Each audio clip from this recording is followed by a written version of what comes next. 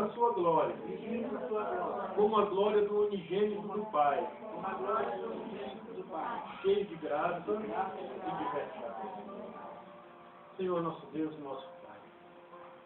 Pai, somos gratos ao Senhor, Deus, porque, Pai, mais uma quinta-feira, e o mês de janeiro está se esvaindo.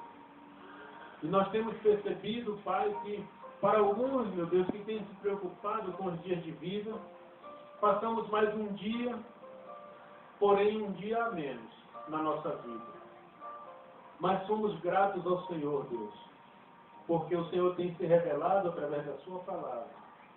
E a sua palavra, meu Deus, jamais passará.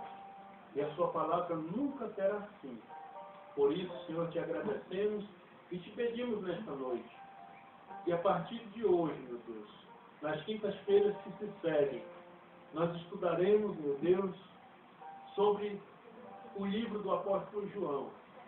E neste primeiro, Pai, iremos, Senhor, ver, Pai querido, provas contundentes de que o Senhor Jesus é o Filho de Deus. Obrigado, Pai, por mais uma oportunidade, Senhor, de estarmos aqui, Senhor. Te agradecemos em nome de Jesus. Meus amados irmãos, como nós havíamos prometido ainda o ano passado, nas últimas quintas-feiras do ano passado, que este ano nós faríamos uma bateria de pregações ou estudos de conhecimento sobre o Evangelho de João, e nós tivemos um panorama sobre o livro de João ainda no mês de dezembro.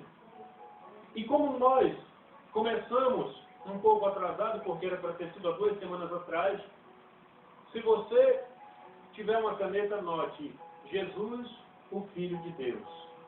Amém? Então, meus amados irmãos, o apóstolo João, ele é diferente de todos os outros apóstolos. Você pode ver que tem muitas coisas no livro de João em que não há escrito os milagres de Jesus nos livros dos outros apóstolos. Mateus e Marcos. Lucas não foi apóstolo de Jesus. Lucas, ele era grego e era médico, e ele foi consolidado pelo apóstolo Paulo. João andou com Jesus, e como nós podemos ver, nós vamos ver no último capítulo, ele diz assim: se fôssemos escrever todos os milagres que Jesus fez, não teria páginas em toda a Bíblia Sagrada para que pudéssemos colocar, registrar. Então, irmãos, o apóstolo João, ele é aquele apóstolo que um dia foi pregar em um lugar quando Jesus enviou, e quando ele voltou, ou quando os discípulos voltaram aos pés de Jesus, João, o discípulo do amor, é aquele que disse assim: Senhor, nós passamos por uma cidade e o povo lá não te recebeu, não recebeu a tua palavra. O Senhor quer que nós oremos e caia fogo do céu para destruir aquele povo? E aí nós conhecemos o apóstolo João, irmãos, como o apóstolo do amor. Quando nós vemos a primeira, segunda e terceira epístola de João, nós podemos ver que ele diz: filhinhos, amai-vos uns aos outros. Filhinhos, eu tenho dito estas coisas para que não pequeis. Então, irmãos, o tratamento deste apóstolo, Jesus, a cada momento em que ele falava uma palavra, a cada momento em que nós nos expressamos, Deus tem a possibilidade de nos tratar. Nós não podemos ser tratados se nós ficamos fechados. Judas nunca foi tratado, por quê? Porque ele não expressava os seus sentimentos. Era a pessoa mais certa que estava do lado de Jesus, por incrível que pareça. Então, irmãos, o verbo se fez carne. A Bíblia diz: no princípio era o verbo. Eu já disse aqui para os irmãos algumas vezes no discipulado o que é o verbo. O que é um verbo? O verbo é uma palavra. E no grego, palavra é logos. Não é algo dito. Porque, irmãos, existe o verbo, a palavra, o logos, é algo tão poderoso que a própria palavra de Deus se transformou em carne e habitou entre nós.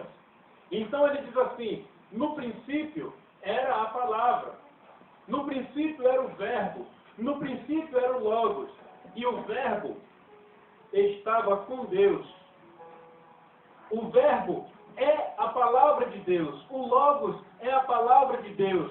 Então, ele conclui dizendo, e o Verbo era Deus. Em todas as palavras, ele diz verbo, verbo e verbo. No princípio era o Verbo, e o Verbo estava com Deus, e o Verbo era Deus. Então, irmãos, quando ele continua estes versículos, ele diz assim, ele estava no princípio com Deus. Então mostra aqui Cristo pré-existente no versículo 2. O que é um pré-existente? Não existe uma preocupação. Preocupação é uma mente ocupada antes que algo aconteça. Então é uma pré-ocupação. Quando ele diz assim, e o Verbo era Deus, ele estava no princípio com Deus, mostra Cristo pré-existente juntamente com Deus. O que nós precisamos entender é que Deus revela para João algo que não foi revelado para nenhum outro dos apóstolos, nenhum dos outros discípulos. Ele diz assim, no princípio era o Verbo. Os gregos, eles tinham um conhecimento sobre filosofia, sobre todos os conhecimentos, sobre romance. E quando se falava em palavras, em erudição, os gregos eram os melhores. Mas quando eles ouviram falar de Cristo, e ele falava e tinha um poder, tinha uma imponência na sua palavra, eles procuraram conhecer. Por isso que os gregos estão muito presentes no livro de Coríntios.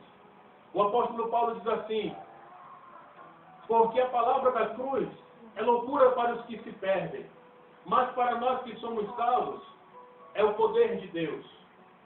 Pois está escrito, destruirei a sabedoria dos sábios, aniquilarei a inteligência dos inteligentes.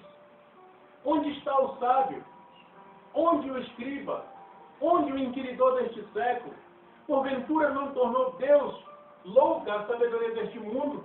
Aí ele vai mais à frente e diz assim, os judeus pedem sinal, os gregos pedem sabedoria. Olha os gregos ali. Porque eles conheciam tudo sobre palavra, tudo sobre erudição, tudo sobre palestras, tudo sobre algumas palavras, discursos. Quem conhecia tudo eram os gregos. Quando ouve-se falar de Jesus, eles ficaram pasmos. Porque eles disseram assim, este é o Logos. E o que é o Logos, irmãos? Este verbo era alguém que tinha um poder de arrastar multidões. Era esse o poder que Jesus tinha. Quando Jesus pronunciava uma palavra, eles estavam vendo a encarnação do próprio Deus em Cristo. Por isso, os gregos aceitaram com muita facilidade a palavra de Deus. Cristo estava ao lado de Deus. Cristo, pré-existente com Deus, no versículo 2. No versículo 3, Cristo é criador desde o princípio. Olha o que diz o versículo 3. Todas as coisas foram feitas por Ele, e sem Ele, nada do que foi feito se fez. Ele já era criador, irmãos, desde o princípio. No versículo 4, olha o que diz o versículo 4. Nele estava a vida, e a vida era a luz dos homens. Quando algumas pessoas procuram a Cristo, é porque eles não conseguem ver a luz da situação em que eles estão. Mas quando se achegam a Cristo, o que diz a palavra de Deus? Que Ele era a luz e a vida para os homens. Então nós temos aqui Cristo como a vida e a luz dos homens. Quem não tem Cristo, irmãos, infelizmente, está caminhando em trevas. É o que a palavra de Deus diz. Cristo é o Verbo de Deus. Cristo estava com Deus. E Cristo é Deus. Cristo é pré-existente, existe desde que Deus existe. Criador desde o princípio, Ele cria também todas as coisas.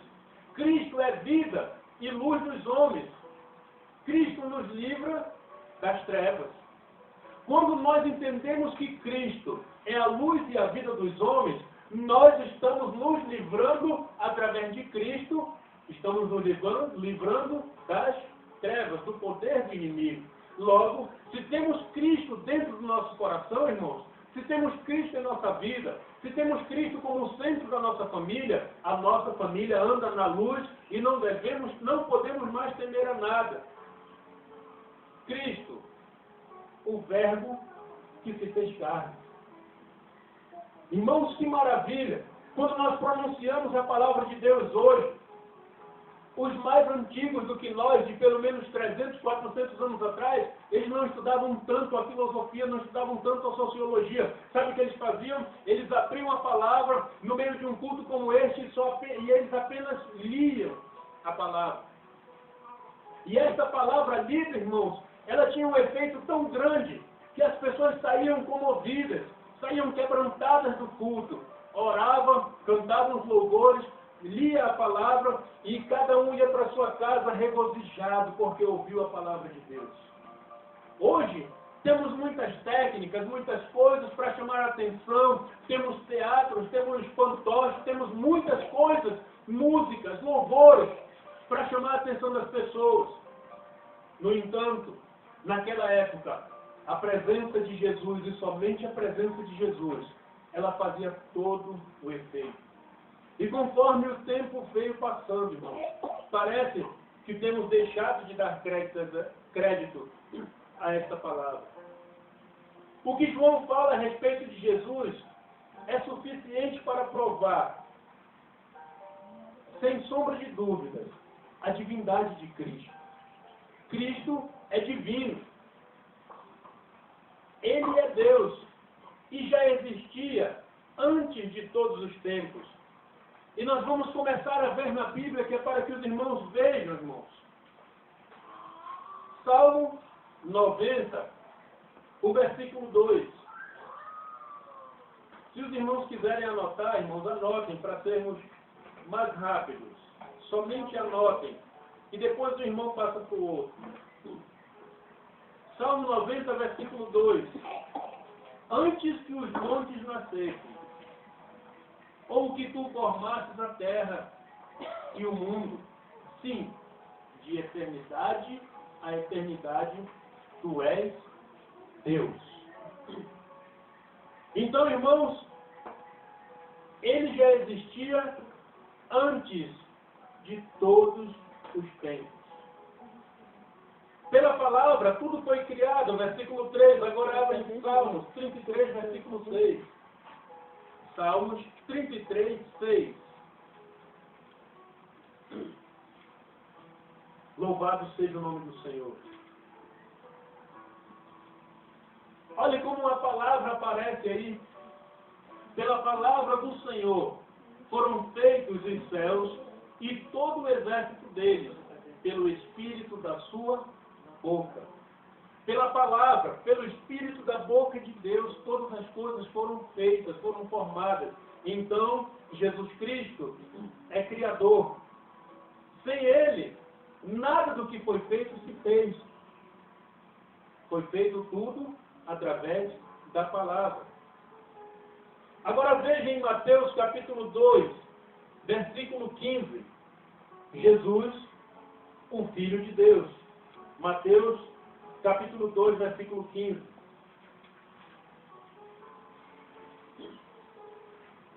Aleluia, Deus. Veja o que diz.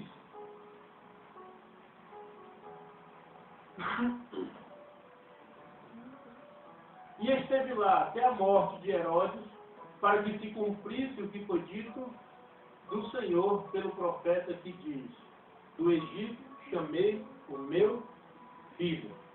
Então, irmãos, Jesus é o Filho de Deus. Mateus capítulo 3, o versículo 17. Mateus 3, 17. Eis que uma voz dos céus dizia: este é meu filho amado, em quem me comprazo. O próprio Deus declarando: este é o meu filho amado, em quem me comprazo. Mateus capítulo 8, e o versículo 29. Mateus capítulo 8, o versículo 29. E eis que clamaram, dizendo: fiquemos nós contigo, Jesus, Filho de Deus, vieste aqui atormentar-nos antes do tempo. Deus declara que Jesus é o Filho de Deus. E agora veja algo interessante.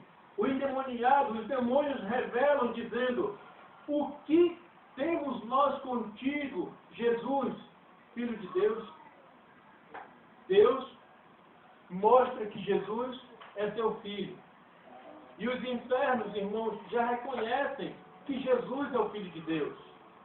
Mateus capítulo 14, ou 14, versículo 33. Mateus 14, versículo 33.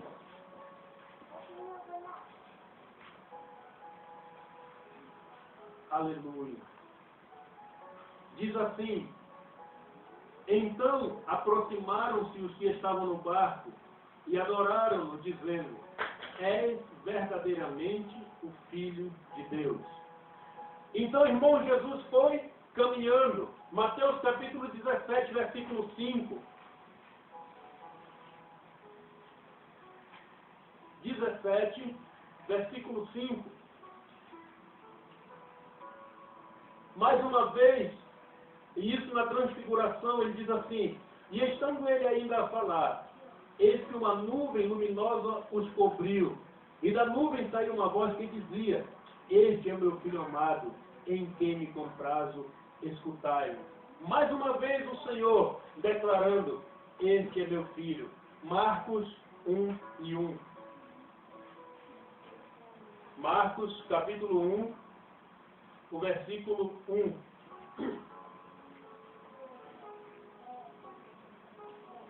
Aleluia, Jesus. Acharam, irmãos? Princípio do Evangelho de Jesus Cristo, Filho de Deus. Então nós estamos vendo dentro da palavra do Senhor, sem sombra de dúvidas, que Jesus Cristo é o Filho de Deus. Lucas, capítulo 1, versículo 35. Aleluia. Lucas 1, 35.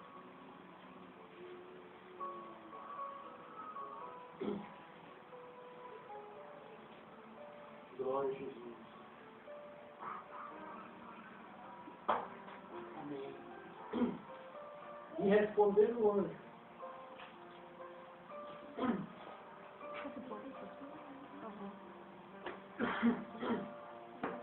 glória a Deus. E respondendo o anjo, disse-lhe: descerá sobre ti o Espírito Santo, e a virtude do Altíssimo te cobrirá com a sua sombra, pelo que também o Santo que de ti há de nascer será chamado Filho de Deus. Então, irmãos, mais provas dentro da palavra do Senhor que Jesus é o Filho de Deus. João, capítulo 1, versículo 34.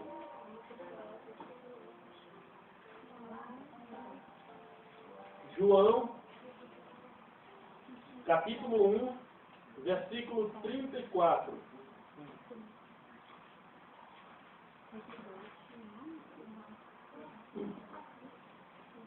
Aleluia.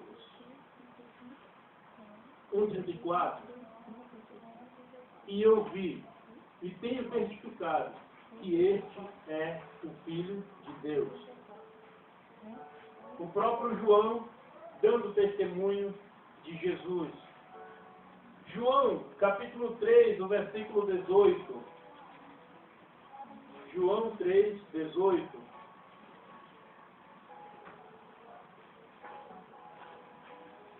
João 3, 18. Positivo.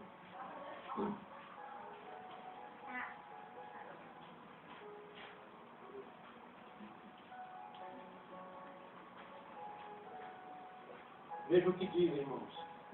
Quem crê nele não é condenado, mas quem não crê já está condenado, porquanto não crê no nome do unigênito Filho de Deus. João, capítulo 9, versículo 35. Depois disso, irmãos, eu vou começar a pregar. João, capítulo 9, versículo 35. Aleluia. Santo é o nome do Senhor.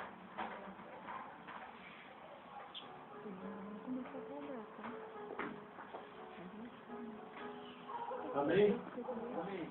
Jesus ouviu que o tinham expulsado e, encontrando, disse-lhes: crês tu no Filho de Deus? O próprio Jesus agora dizendo: eu sou o Filho de Deus. Tu crê no Filho de Deus? Capítulo 10, João 10, 36. João, capítulo 10, versículo 36. Aquele a quem o Pai santificou e enviou ao mundo, vós dizeis, blasfemas, porque disse, sou filho de Deus? O próprio Jesus agora dando testemunho de si. Capítulo 11, versículo 27. E disse-lhe ela, sim, Senhor, creio que tu és o Cristo, o Filho de Deus, que havia de vir ao mundo. Atos, capítulo 9, versículo 20. Atos 9, 20.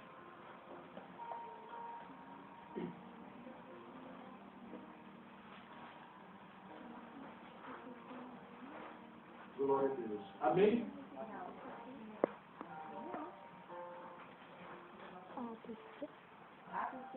Atos 9, 20.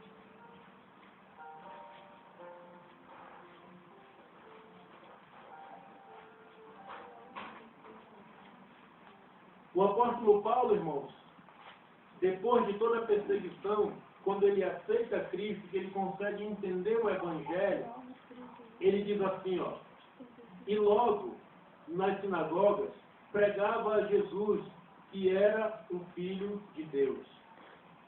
O apóstolo Paulo começa a testificar de Cristo. Hebreus 10, 29. Hebreus capítulo 10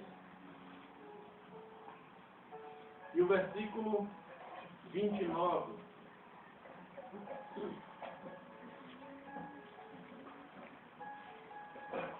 Aleluia.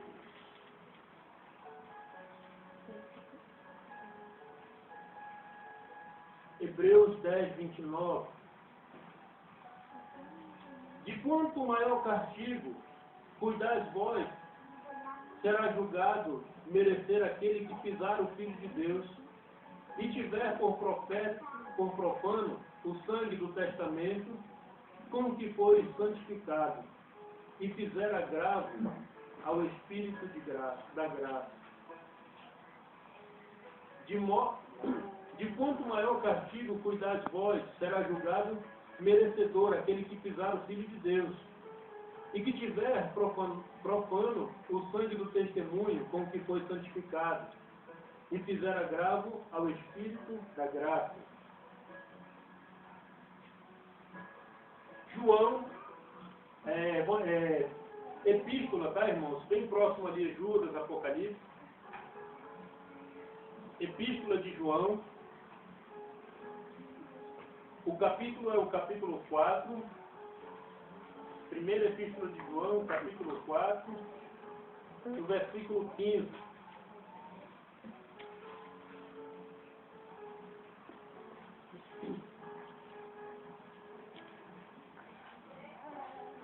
Quem pode ler?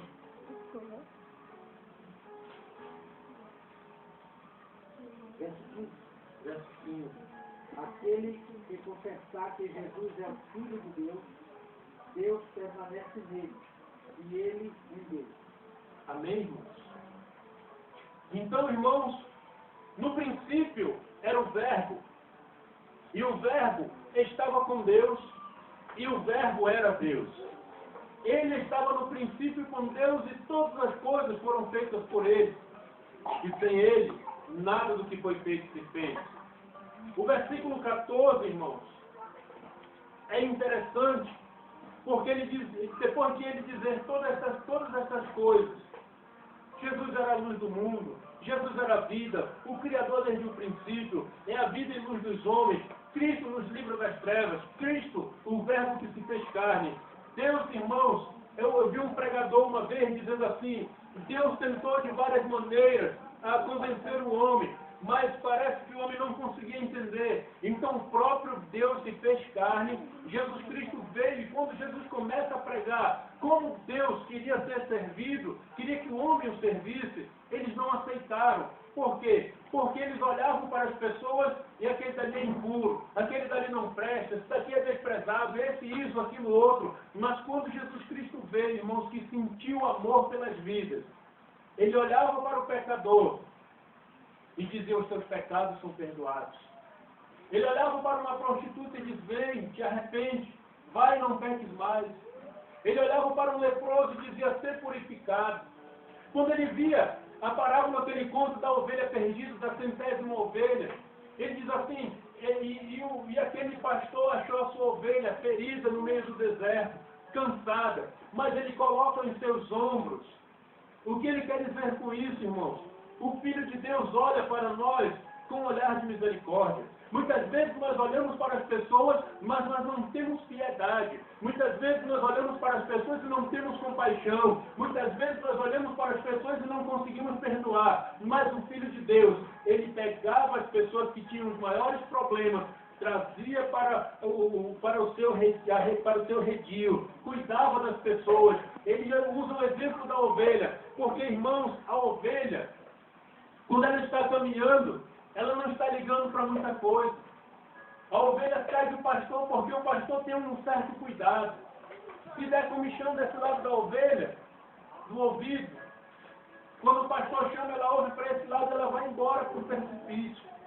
Por isso, alguém lembra da escola dominical de crianças, quando o desenho do pastor tem um cajado bem alto, bem maior que ele, e ele tem uma curva. Aquela curva, irmãos, ela era feita no fogo, era aquecida, então ela era dobrada, com um propósito de que eles pegavam ali aquela curva e enrolavam a lã de outra ovelha, de uma ovelha que já foi tosquiada, enrolava a lã, e quando a ovelha estava para cair no precipício, o pastor carinhosamente engatava no pescoço da ovelha, você não vai para o precipício, e puxava a sua ovelha de volta. Quando você vê alguém dizendo assim, aqui é chicote, irmão, chicote era para os vendedores do templo, não é para a ovelha. Quando você vê espada, é na mão de Pedro antes da conversão, para cortar a orelha do sacerdote. Mas quando se fala em cajado, irmãos, não é para bater na ovelha, é para guiá-la, é para conduzi-la. E foi com este propósito que o Filho de Deus veio, para conduzir as ovelhas ao aprisco do Senhor.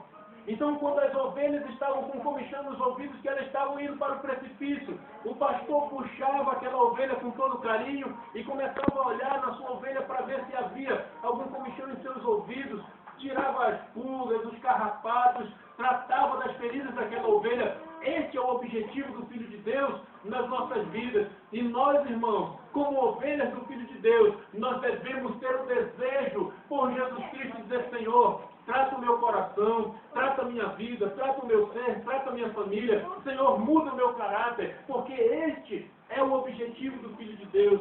E o Verbo se fez carne e habitou entre nós, e vimos a sua glória,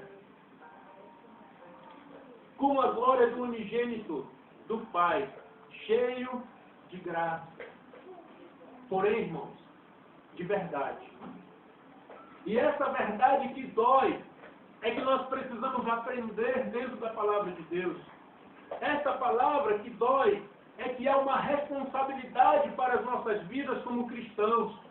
Porque, irmãos, nós oferecemos o Evangelho de Cristo, o Evangelho que cura, o Evangelho que salva, o Evangelho que restaura, o Evangelho que tira o ser humano lá da situação mais difícil e coloca em uma situação especial. Deus quer que sejamos dessa maneira, porém, reconheçamos que Jesus Cristo estava juntamente com Deus.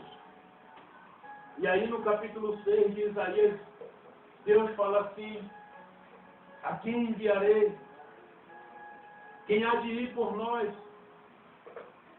E alguns teólogos dizem assim, nesse momento, não foi Isaías que respondeu, mas o Senhor Jesus, o primogênito, o Filho de Deus, diz assim: eis-me aqui, envia-me a mim. E alguns irmãos olham e dizem assim,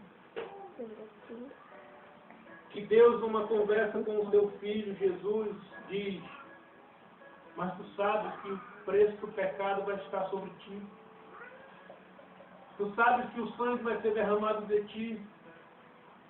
E Jesus, depois de passar por todas aquelas provações, lá no Getsêmani, Jesus, depois de ter carregado aquela cruz, depois de ter sido pendurado ali na estaca, no madeiro, na cruz, ele morre. E o mais interessante, irmãos, é que Jesus não tinha pecado. Sabe por que Jesus morreu? Porque ele disse: Pai, nas tuas mãos eu entrego meus filhos. Senão Jesus não teria morrido, estaria lá pendurado até hoje. Porque morre quem tem pecado.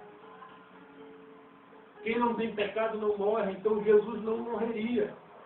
Ele só morreu depois que ele disse: Pai, nas tuas mãos eu entrego meu espírito. Quando Jesus ressuscita, ele diz: Pai, eu morri. Pai, eu merecia a vida, mas eu morri no lugar da humanidade. Pai, todo aquele que vier após mim, não deixe que ele seja lançado fora. Pai, a vida que eu tinha, eu morri, mas eu fiz uma transferência. Eu entreguei esse direito de vida para o ser humano. Por isso, irmãos, no versículo 12 ele diz assim: veio para o que era seu. Versículo 11, veio para o que era seu, porém os seus não o receberam. Mas ele diz: mas a todos quanto o receberem, deu-lhes o poder de serem feitos filhos de Deus, a saber, os que creem no seu nome. Vamos ficar de pé, irmãos, em nome do Senhor Jesus.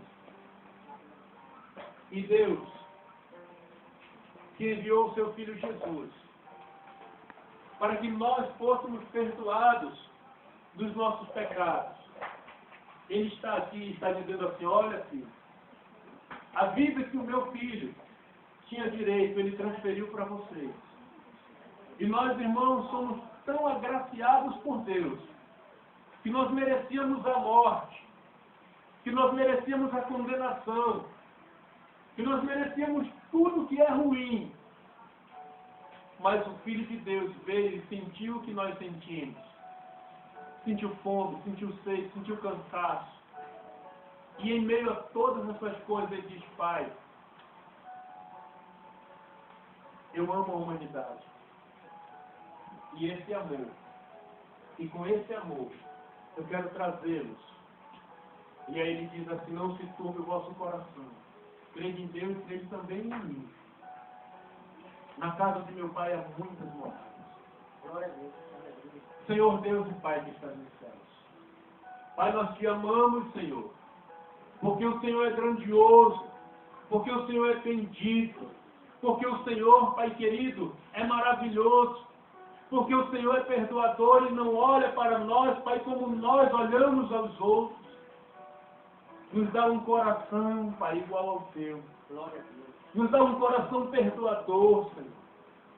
Nos dá, meu Deus, um coração amoroso. Nos dá, Pai querido, a capacidade, Pai, de olhar para os nossos irmãos como o Senhor olhou para nós. Porque o apóstolo Paulo, mesmo depois de ter conhecido ao Senhor, diz: miserável homem que sou, quem me livrará do corpo desta morte? E o Senhor se revelando para ele, ele diz: mas graças a Deus que nos dá vitória por meio de nosso Senhor Jesus Cristo. Pai, que as nossas famílias, meu Deus, sejam irradiadas, Pai, pela Tua palavra através das nossas vidas. Que sejamos cartas vivas, que sejamos testemunhas do Senhor, que sejamos, Pai, crentes verdadeiros, que venhamos reconhecer a Cristo como o verdadeiro Filho de Deus, o Verbo encarnado, o Deus encarnado. Meu Deus, obrigado, Pai, pela oportunidade de estarmos aqui. Obrigado, Senhor, por estarmos, Pai querido, na Tua presença. Que nós possamos buscar mais e mais, Pai, a Tua presença. Deus, eu quero orar, Pai querido, pelos dizimistas, Pai, pelos ofertantes, Senhor, da Tua casa. Estamos, Pai, fazendo uma grande obra, Deus, e não podemos parar. Por isso, Senhor, eu quero te pedir que o Senhor derrame uma bênção poderosa sobre cada vida, Pai, sobre cada irmão, cada irmã, cada dizimista, ofertante, meu Deus, sobre cada família, Pai. Uma bênção, meu Deus, de prosperidade, em todos os sentidos, Pai. Em especial, Senhor, nas finanças, Pai, de cada um dos Teus servos. Eu quero te pedir, ó Deus, que o Senhor derrame sobre este lugar, sobre cada família, meu Deus, bênçãos, Pai, materiais. Meu Deus, nós queremos te pedir que as bênçãos espirituais estejam sobre todos e que venhamos compreender a Tua palavra. Em nome de Jesus. Traga a sua oferta.